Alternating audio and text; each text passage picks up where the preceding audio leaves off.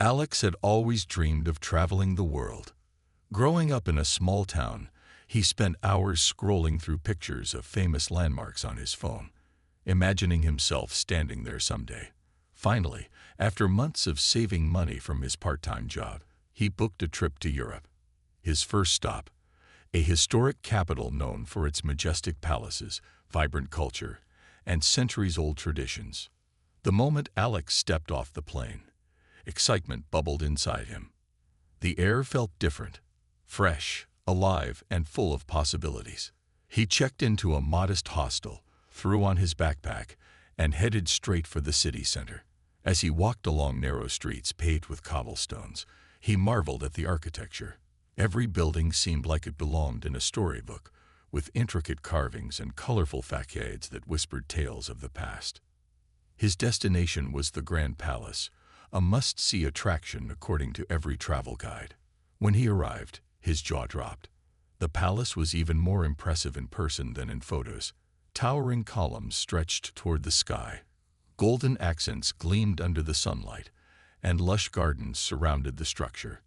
Tourists milled about, snapping pictures and chatting excitedly. But what caught Alex's attention most were the royal guards stationed outside the entrance. Dressed in striking uniforms, bright red coats, tall bearskin hats, and shiny black boots, the guards stood perfectly still, as if they were statues carved out of stone. Their presence commanded respect, but Alex didn't think much of it. To him, they looked almost comical, standing so rigidly while everyone else moved freely around them. He pulled out his phone and started taking selfies, positioning himself near the guards to make his photos stand out on social media. As he posed, Alex unwrapped a sandwich he bought earlier and began eating. Crumbs fell onto the ground, and when he finished, he crumpled up the wrapper without thinking twice. Then came a bag of chips, followed by a soda can. Each piece of trash landed carelessly at his feet. People nearby gave him disapproving looks, but Alex barely noticed. He was too busy trying to capture the perfect shot, one that would get hundreds of likes back home. The crowd around him grew thicker, and Alex felt a strange mix of pride and superiority. Everyone here seemed so serious, so focused on admiring the palace and the guards. But Alex wanted to do something memorable, something no one else would dare to try. An idea sparked in his mind. A prank. What if he could make the stoic guards react? Just a little nudge to break their unshakable composure. With a mischievous grin, Alex glanced around to see if anyone was watching closely. Most people were absorbed in their own activities, oblivious to what he was planning. Feeling emboldened, he bent down, picked up an empty soda can, and casually tossed it toward the nearest guard. It landed with a soft clink on the polished toe of the guard's boot. For a split second, Alex froze, waiting for a reaction. Would the guard move, say something, do anything? But nothing happened. The guard remained completely still, as though nothing had touched him at all. Alex chuckled nervously, half expecting someone to step in and scold him. Instead, silence lingered, broken only by the murmurs of shocked onlookers. That's when Alex realized this might not have been such a harmless joke after all. The moment the soda can hit the guard's boot, a ripple of shock spread through the crowd. Some people gasped audibly, while others exchanged uneasy glances. A mother standing nearby quickly turned her child away, whispering something about respect and dignity. Alex, however, didn't seem to notice, or perhaps he chose not to.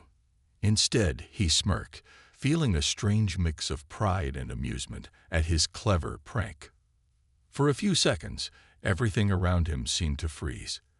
The guard didn't move an inch, not even to glance down at the offending piece of trash resting against his polished boot. His posture remained perfectly upright, his expression unreadable behind the shadow of his towering bearskin hat.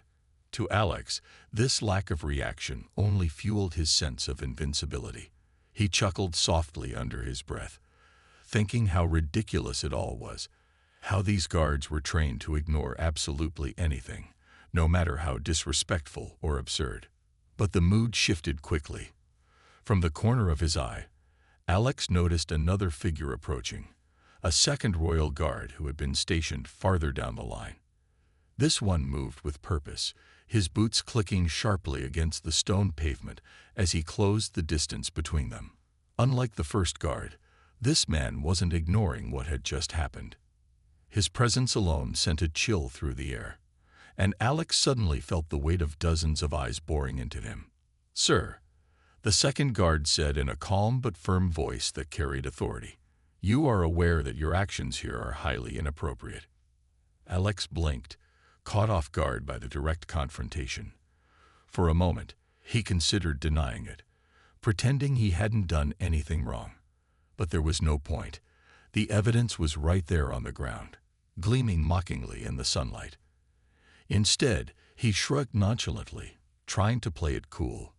"It's just a joke," he muttered, his tone laced with false confidence. "No harm done, right?" The guard didn't smile or soften his stance. If anything, his expression grew sterner. "This is not merely about littering, sir," he continued, his words measured and deliberate. "These uniforms represent centuries of tradition, discipline, and service to our nation. By treating them with disrespect, you dishonor not only us, but also the values we stand for." Alex swallowed hard, though he tried to hide his discomfort. He glanced around, hoping someone might laugh or agree with him, but the crowd remained silent. Their stares weren't curious anymore. They were judgmental. Even the tourists, who moments ago had been snapping photos and chatting happily, now looked at him with clear disapproval. It dawned on Alex that he had crossed a line, though he still couldn't fully grasp why everyone was making such a big deal out of a silly prank. Feeling cornered, Alex decided to push back. "I'm just having fun," he said defensively, raising his hands in mock surrender. "People should lighten up. It's not like I broke any laws." The guard tilted his head slightly, studying Alex as if sizing him up. Then, without raising his voice, he replied, "Perhaps you are unaware of the rules here, sir. Disrespecting a member of the Royal Guard is taken very seriously. You may think this is harmless, but your behavior reflects poorly on yourself and those who visit our country. I strongly advise you to reconsider your actions before matters escalate further." Alex opened his mouth to argue but stopped himself. Something in the guard's tone made it clear that this wasn't a suggestion. It was a warning. For the first time since tossing the soda can, Alex felt a flicker of unease. Still, he refused to back down completely. With a dismissive wave, he muttered, "Fine, whatever," and walked away, leaving the crumpled can where it lay. As he put distance between himself and the guards, Alex couldn't shake the feeling that he'd made a mistake. The whispers of the crowd followed him, and every step felt heavier than the last. Deep down, he knew the guard was right, but admitting it meant swallowing his pride. And Alex wasn't ready to do that. Alex walked away from the palace gates, his hands shoved deep into his pockets and his head down. He tried to convince himself that he hadn't done anything wrong, that it was all just a harmless prank. But the uneasy feeling in his stomach wouldn't go away. Every few steps, he glanced over his shoulder, half expecting the guards to come after him, or for someone to shout at him again. The crowd had dispersed slightly, but he could still feel their eyes on him, judging him silently. As he wandered through the streets, Alex noticed something strange. People seemed to recognize him. A group of tourists standing near a fountain whispered among themselves, pointing discreetly in his direction. An elderly woman selling postcards gave him a disapproving glare as he passed by her stall. Even a street performer, a man dressed as a jester, stopped mid-joke to stare at him with an expression that was equal parts confusion and disdain. It was as if news of what he'd done had spread faster than he could walk away from it. At first, Alex told himself it was all in his head. "They don't know who I am," he muttered under his breath, trying to shake off the paranoia. But then he heard it, a child's voice, clear and sharp, cutting through the hum of the busy street. "Mommy, isn't that the guy who threw trash at the guard?" Alex froze mid-step, his heart sinking. He turned slowly to see a little boy tugging on his mother's sleeve, his finger pointed directly at him. The mother nodded curtly, her lips pressed into a thin line, before ushering her son away. That was when it hit him. This wasn't just some fleeting moment of embarrassment. What he had done wasn't private. It was public, witnessed by dozens of people, many of whom were likely sharing photos or videos online. In today's world, moments like these didn't stay confined to the scene where they happened. They lived on, immortalized in pixels, and shared across social media platforms within seconds. Alex suddenly felt exposed, as though the entire city knew exactly who he was and what he had done.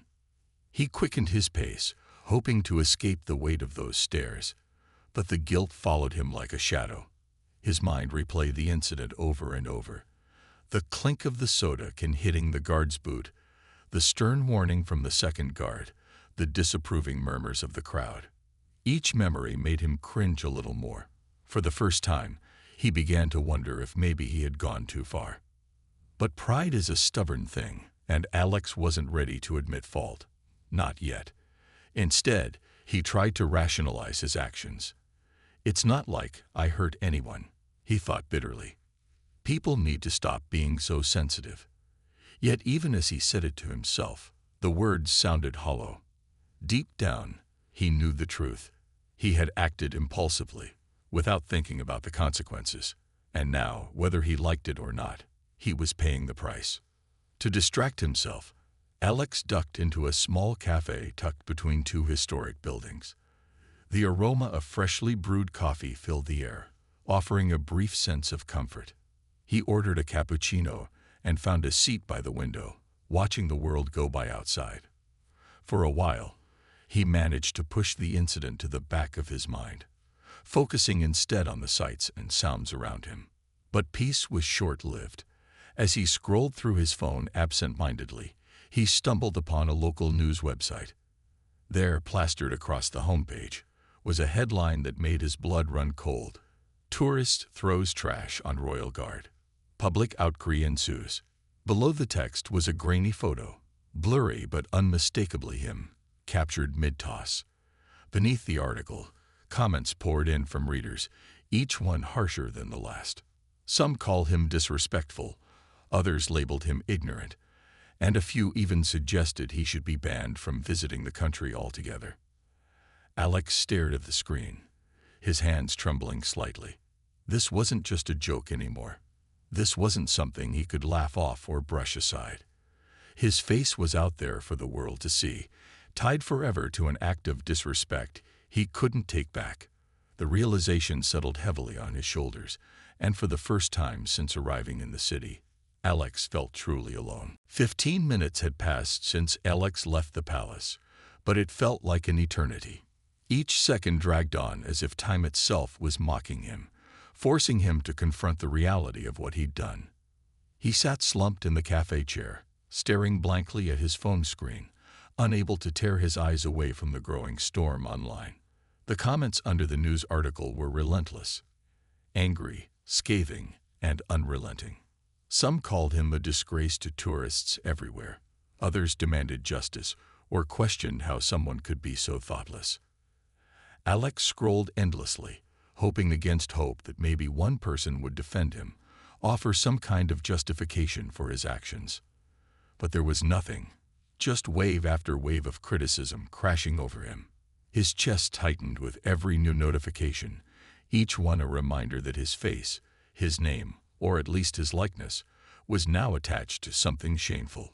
He closed the app abruptly, tossing his phone onto the table as if it were burning his hands. The cafe around him seemed to blur into the background. The cheerful chatter of other patrons, the clinking of cups, and the soft hum of jazz music playing overhead, all of it faded into white noise.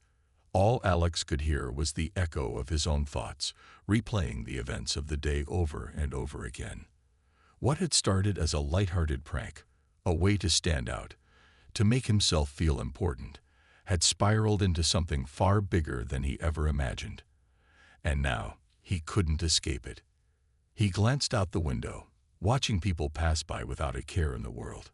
Couples held hands, families laughed together, and tourists snapped photos happily. They looked so free, so unburdened. Alex envied them.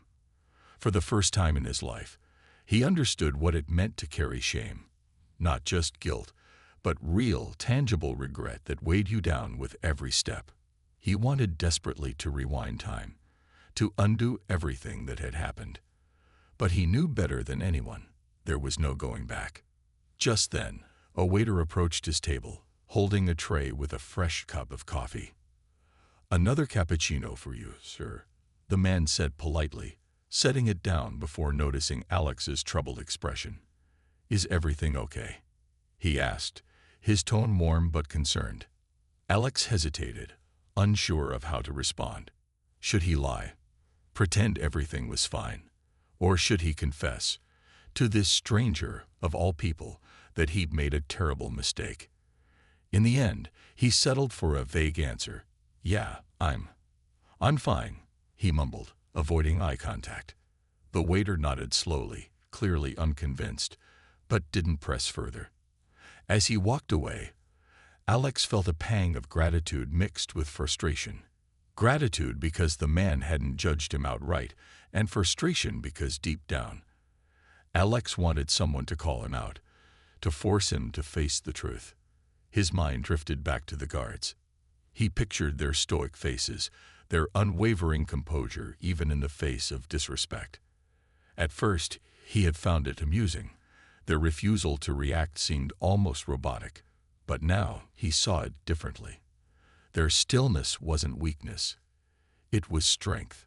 It took discipline, patience, and respect for something greater than themselves to stand motionless while the world swirled around them.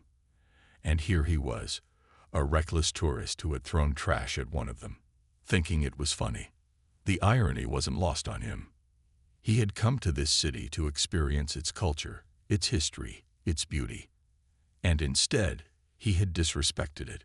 Worse, he had become the exact opposite of what he'd hoped to be. Not an adventurer, but a cautionary tale.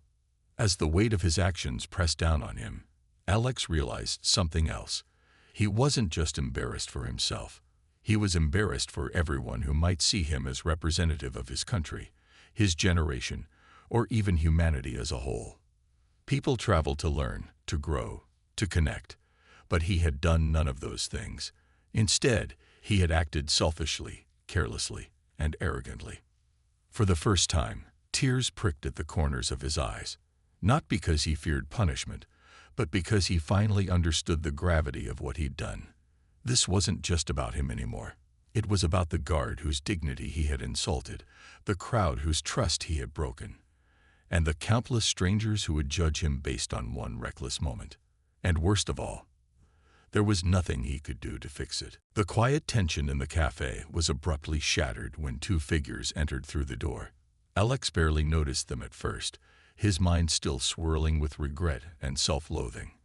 But then he heard it, the unmistakable sound of boots clicking against the tile floor, sharp and deliberate.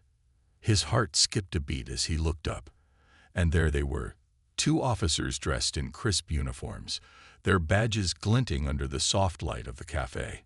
One carried a clipboard, while the other scanned the room with an authoritative gaze. Alex's stomach dropped. He knew instantly why they were here. There was no mistaking it. They had come for him. For a split second, he considered bolting, pushing past chairs and tables to make a run for it. But where would he go? The entire city probably knew his face by now. Instead, he stayed frozen in his seat, his hands gripping the edge of the table so tightly that his knuckles turned white. "Are you Alexander?" one of the officers asked, stopping beside his table. His tone was calm but firm, leaving no room for evasion. Alex hesitated, swallowing hard before nodding. "Yeah, that's me," he replied, his voice barely above a whisper. "We need you to come with us," the officer continued, gesturing toward the exit. "There are some matters we need to discuss regarding your earlier actions near the palace." Every eye in the cafe turned to look at him. Some patrons whispered behind cupped hands. Others simply stared, their expressions ranging from curiosity to outright disdain. Alex felt his cheeks burn with humiliation as he stood up, avoiding eye contact with everyone. The officers didn't grab him or act aggressively. They didn't need to. Their mere presence was enough to command compliance. As they stepped outside, the cool air hit Alex like a slap in the face, grounding him momentarily.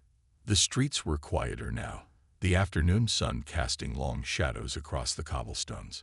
Still, he couldn't shake the feeling that people were watching him. A cyclist slowed down to glance his way, and a shopkeeper paused mid-conversation with a customer, her eyes narrowing suspiciously. It was as if the whole city had branded him, a walking symbol of disrespect. The officers led him back toward the palace grounds, their pace steady and unhurried. Along the way, they explained the seriousness of what he had done. Disrespecting a royal guard isn't just a minor offense, one of them said. It's seen as an insult to our national pride, our traditions, and the values we uphold. You may not have realized this, but your actions carry significant consequences. Alex nodded numbly, too overwhelmed to argue or defend himself. Every word they spoke only deepened his shame. He thought about the guard again, the one whose boot he'd littered with trash, and wondered how many years of training and discipline it took to stand so still, so dignified, even in the face of mockery. How could he have been so blind to the meaning behind that uniform? When they arrived at the palace gates, Alex was ushered into a small office inside the security building. The room was sparse but orderly, with a desk, a few chairs, and a framed portrait of the royal family hanging on the wall. Sitting across from him, the officers began questioning him, not angrily, but methodically, as if piecing together a puzzle. They asked about his intentions, whether he understood the gravity of his actions, and what he planned to do to make amends. At first, Alex struggled to find the right words. "I didn't mean any harm," he stammered, his voice cracking under the weight of his emotions. "It was supposed to be a joke. I didn't think it was such a big deal." One of the officers leaned forward slightly, his expression softening just a fraction. "Intentions matter, yes, but so do actions. What might seem like a harmless prank to you can deeply offend others. This isn't just about you. It's about respecting the culture and traditions of the places you visit." Those words struck a chord within Alex.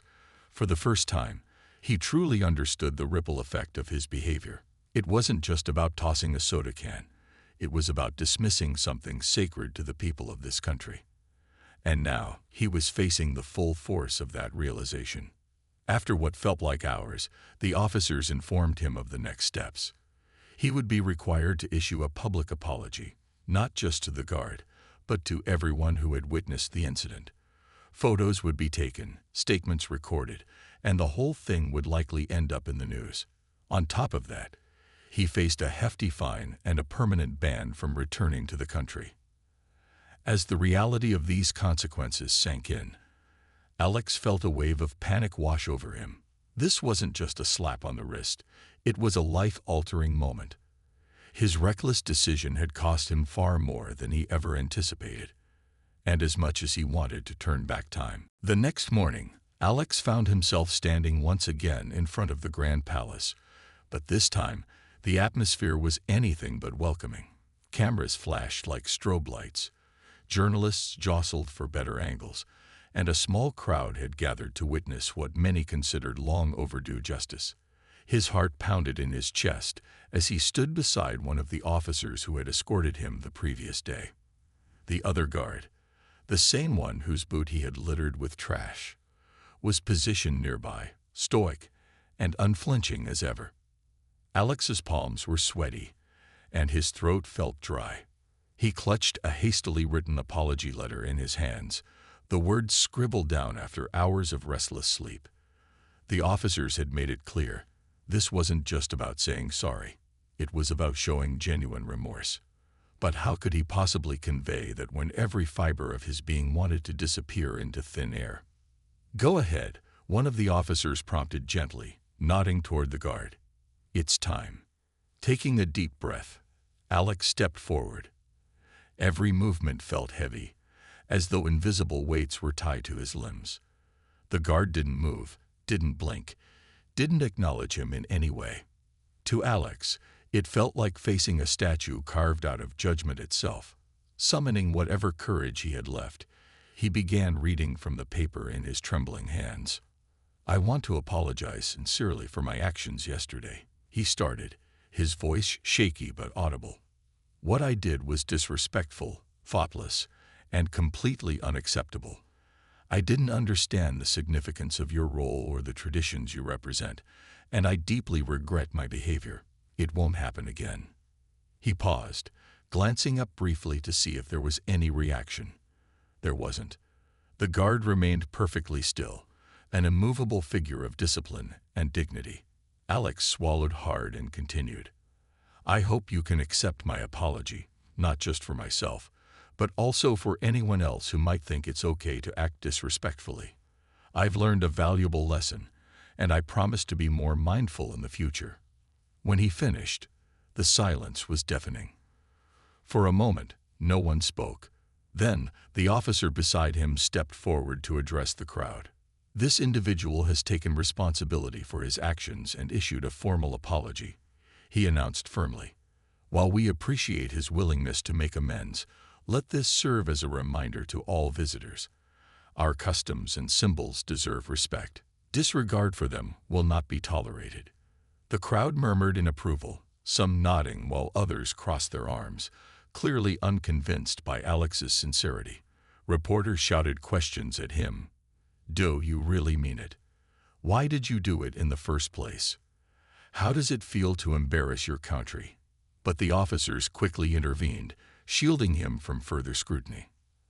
As the scene unfolded, Alex couldn't help but notice the stark contrast between himself and the guard. Here he was, fidgeting and sweating under the weight of his shame, while the guard exuded calmness and composure. It was humbling and humiliating, all at once. But the punishment didn't end there. After the public apology, Alex was taken back to the security office, where he received official documentation of his offense. A fine equivalent to several months' worth of his savings was imposed, leaving him financially strained. Worse still, he was officially banned from entering the country again, a permanent black mark on his record. News outlets wasted no time turning the incident into headlines. By evening, videos of his apology went viral, accompanied by captions like, "Tourist learns hard lesson after mocking royal guard," and "Public apology highlights importance of cultural respect." Social media exploded with reactions, ranging from mockery to calls for stricter penalties for disrespectful tourists. Memes featuring Alex's face began circulating online, ensuring that his embarrassment would follow him far beyond the borders of the city. Back at his hostel, Alex sat alone on the edge of his bed, staring blankly at the wall. His phone buzzed incessantly with notifications, each one a fresh reminder of the fallout. Friends back home messaged him, asking if the stories were true.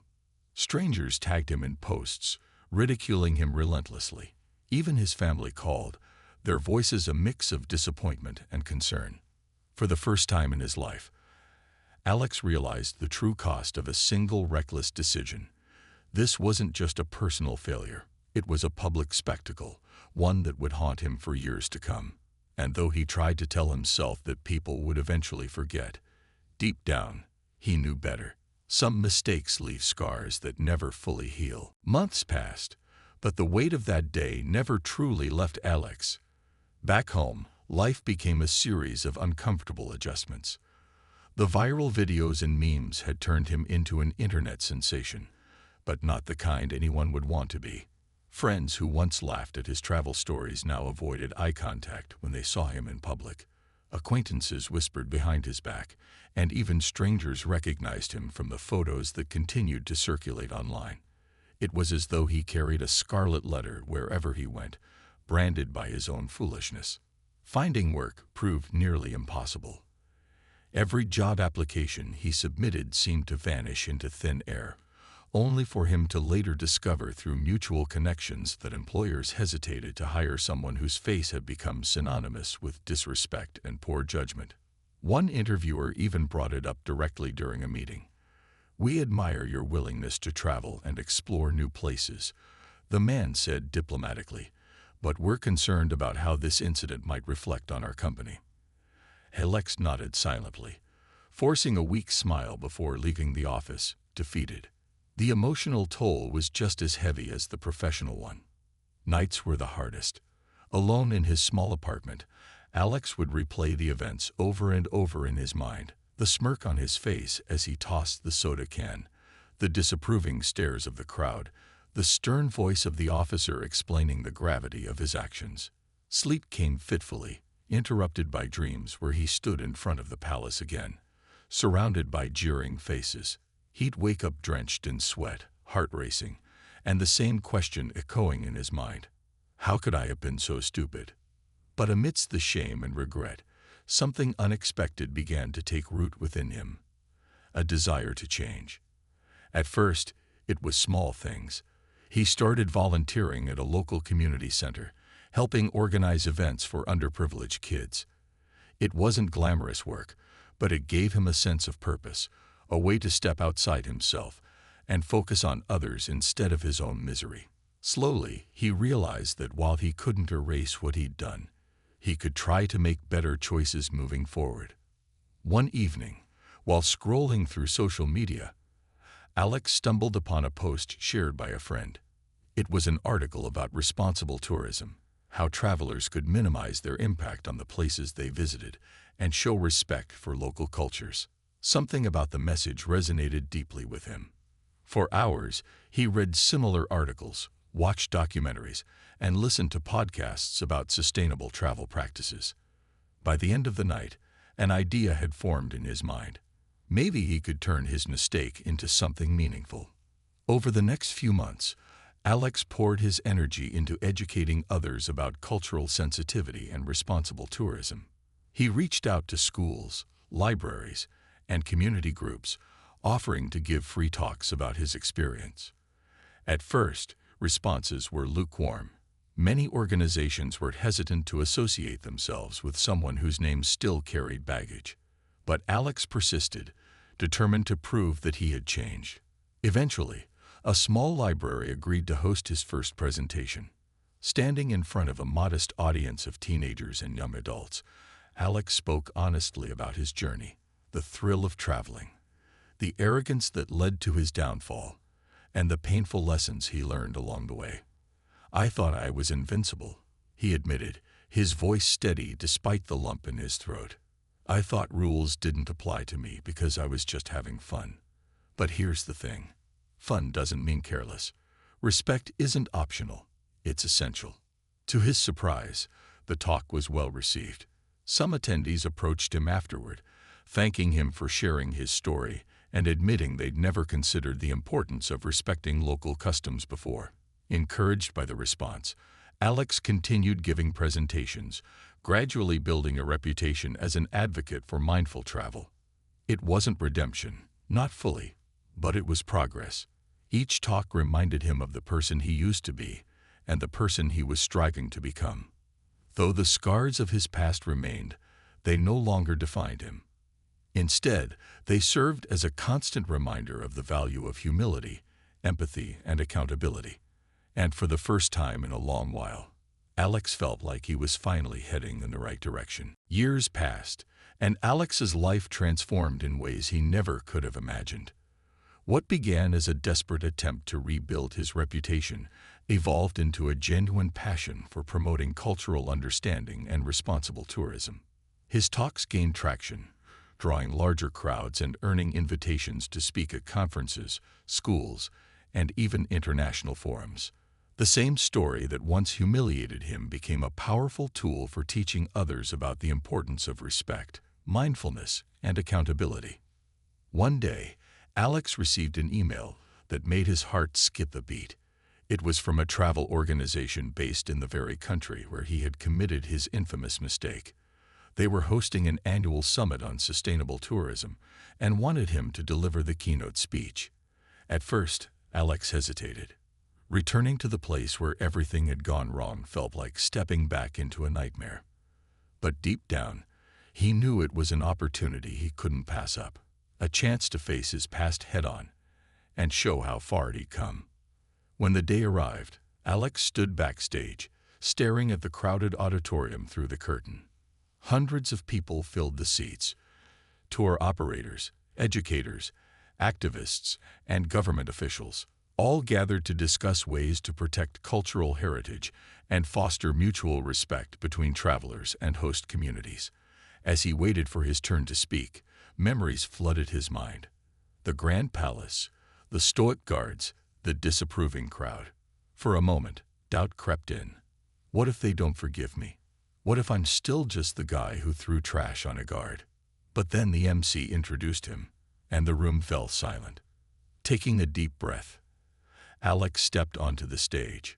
The spotlight blinded him momentarily, but as his eyes adjusted, he saw something unexpected, not judgment or hostility, but curiosity and openness. These weren't people looking to shame him. They were here to learn. That realization gave him strength. "Thank you for having me," he began, his voice steady despite the nerves bubbling inside him.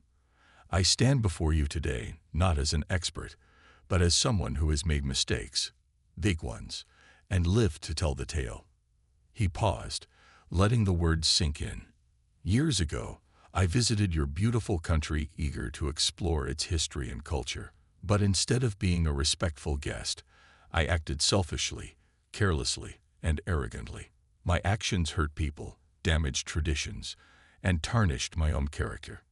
He went on to recount the incident in detail: the prank, the confrontation, the public apology, and the aftermath. There were moments when his voice wavered, especially when he described the shame and isolation he felt afterward. But he didn't shy away from the hard truths. Instead, he used them to drive home his message. Traveling is a privilege, not a right.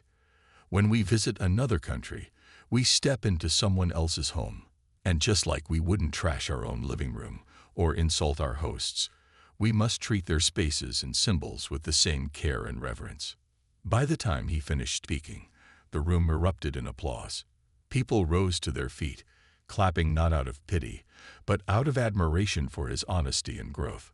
Several attendees approached him afterward, sharing stories of their own experiences with disrespectful tourists and thanking him for shining a light on the issue.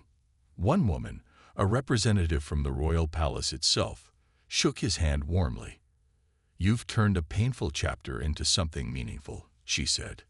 "That takes courage." Though Alex knew he could never fully undo the harm he caused, moments like these reminded him that redemption wasn't about erasing the past. It was about using it to create a better future. Over time, the memes and headlines faded, replaced by images of him speaking passionately at events or mentoring young travelers. He even wrote a book titled Lessons from a Misstep, which became required reading for students studying global citizenship. Looking back, Alex realized that while he regretted what he had done, he didn't regret the journey it set him on. It taught him humility, resilience, and the power of second chances. Most importantly, it showed him that even the worst mistakes can lead to growth if you're willing to own up to them and work toward change. And every time he passed a statue or monument, whether in his hometown or abroad, he remembered the royal guards standing tall and proud. Their unwavering dignity had once been a source of mockery for him, but now it inspired him to live with integrity, purpose, and respect.